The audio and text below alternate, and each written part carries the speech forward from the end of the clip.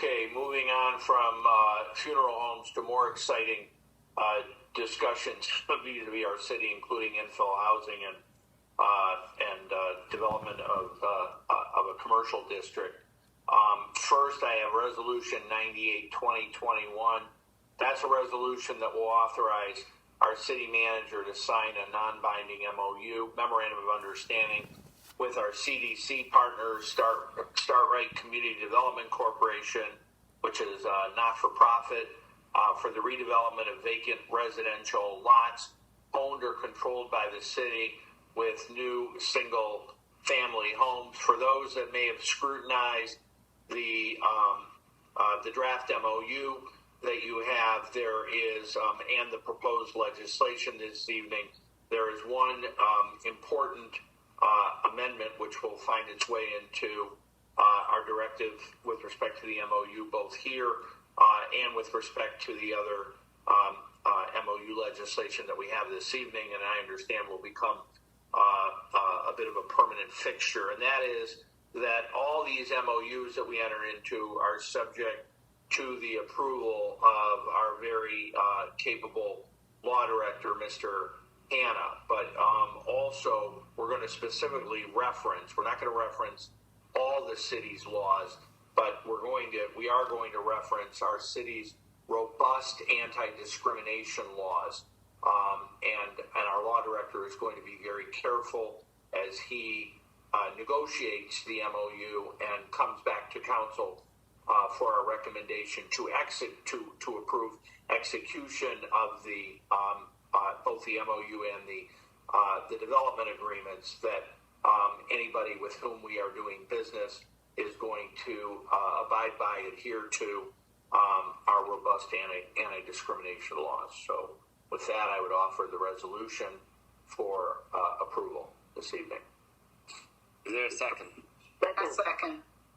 Thank you. Any discussion? Okay, Khalil. Thank you, Council President. So I guess, I'm going to continue the habit of clearly expressing the rationale behind my votes. And so I will be clear with the public about why I'm voting the way I am on this particular MOU. I recognize that MOUs are non-binding, but I also have enough experience with these things to know that when you decide on an MOU, that generally is roughly the shape of the development agreement.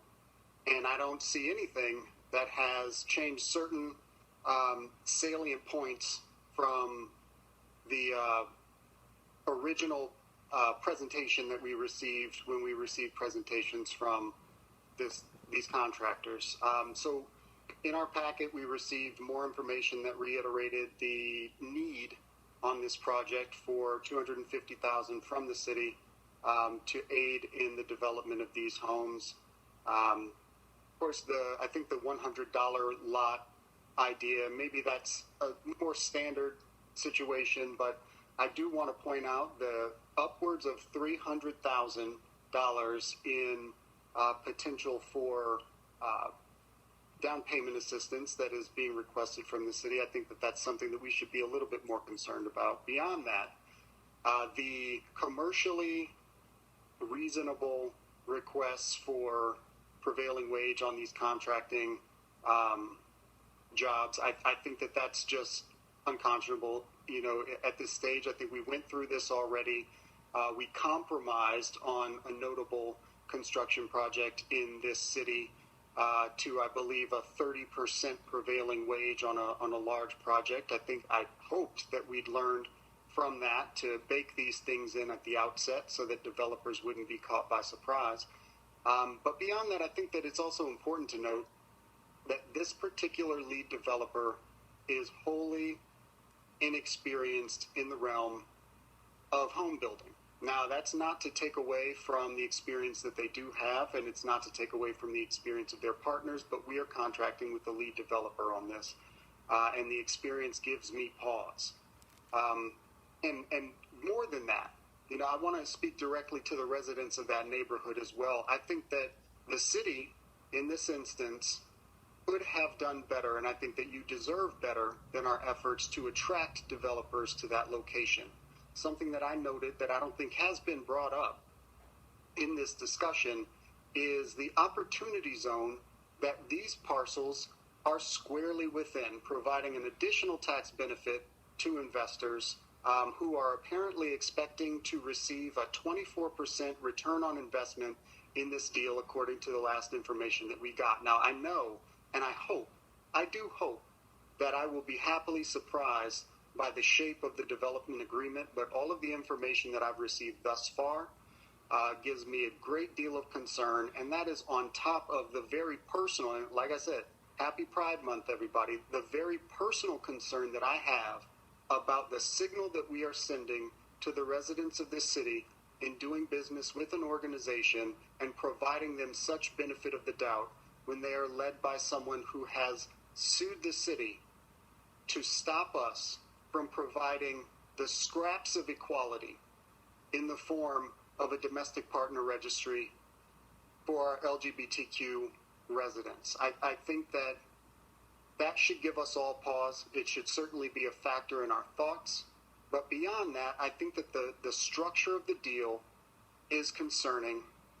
And for that reason, I can't put my yes vote on this. I really do hope that there is somehow some change made, and I can be happily surprised by an ultimate development agreement. But based on my experience, that does not seem likely.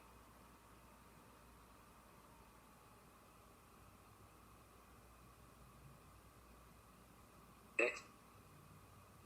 Mrs. Himmeline, please call the roll. Cobb. Aye. Dunbar. Aye. Hart. Aye. Russell. Aye, and I want to explain my vote. And I want to speak, I want to talk to the residents that's in that area. And I want to talk to the LGBT community as well. Davida, I'm really sorry to cut you off, but as soon as we're done with the vote, I'll recognize you to speak, okay? Thank you. Ms. Himmeline. Aaron. No.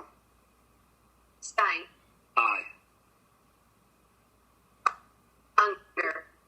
Aye. 6 ayes, Your Honor, and 1 no. Okay, it passes. Councilperson Russell, please. Yes, I want to make a clarification of my vote. I'm voting yes for this for many different reasons. I've heard some things that's happened 20 years ago. I was not privy to it, was not aware of it. The LBG community know how I feel about them, but so do the residents of Caledonia. Caledonia has not had any attention in over 40 years. And if people were interested in doing any business or doing any development in Cleveland Heights in the Caledonia area, we would not have to wait till we got to this point today. So I look at that area as a distressed area in need. I don't see a lot of people coming to the rescue of that area. I don't see a lot of developers coming to the rescue of that area. The people in that area need help. The people in that area can't afford to wait. If it was many developers that wanted to develop in that area, they had plenty of time to come. I can't talk about anybody's personal views because I'm a person, I believe, a child of God and a child of loving each other. We are all welcome. And we have to practice that. And we have to make sure that we understand that. And I understand there are some tough feelings here. I don't know what they are because I was not privy to it. All I do know is that a part of our city is in desperate need. And I know that all of the votes here voted for 3 contractors to come in to help develop that area. Now we have 3 contracts. Our law director has already informed us this contract is not binding. This contract has to be dealt with, and we have to make changes and arrangements and still go back and negotiate some changes. And council have also informed the law director what changes we're looking for and what we want. I've also spoke to the LGBT community and said, They informed me that as long as there was a non-discrimination clause that was in this agreement, they had no issues. So I'm just asking the residents of Cleveland Heights to understand part of our community is suffering and needs help. And we need help now. We can no longer wait for another 10 years for another developer to come by and try to help build this city. If this part of the city was so important, we wouldn't be here today. We would have had infill housing 5 years ago, 10 years ago. I'm the one on council who's been hollering about all the areas of Noble and Taylor. And I don't care about people jumping on my bandwagon or not jumping on my bandwagon, but I am very frustrated and I am tired. I am tired of looking at a distressed area where African Americans and Jewish people live and nobody give a hoot about them. I am tired of people saying, oh yes, we can get some other developers, but where are they? Where have they been? There's nobody coming to the rescue of this community. And I'm not going to stop talking and advocating for that community till we're all welcome. Gay and lesbian, black and white, and Jewish. We are all welcome here, and every area of this city needs to have work and need to be respected in the same way. So if anyone has a problem with my vote, please call me directly. Thank you. Okay, thank you. Councilman Unger, please continue. Amy, did you just unmute me? Wow.